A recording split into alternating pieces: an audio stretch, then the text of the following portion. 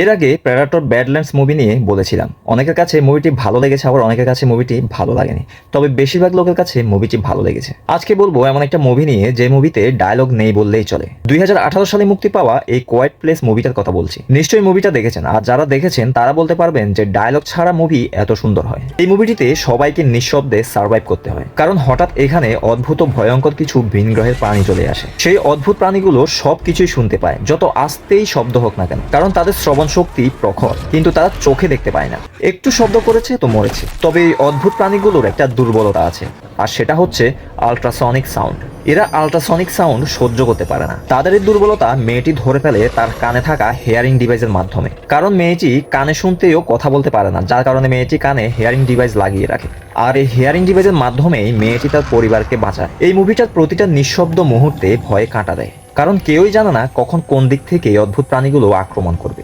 অভিনয়, sound design, suspense সব মিলিয়ে এই মুভিটা প্রমাণ করে যে ভয় দেখাতে চিৎকারের প্রয়োজন হয় না, দরকার শুধু নিঃশব্দের ভয়। এই মুভিটার প্রথম পার্ট বেরিয়েছে 2018 সালে, আর সেকেন্ড পার্ট বেরিয়েছে 2021 সালে, আর থার্ড পার্ট বেরিয়েছে 2024 সালে।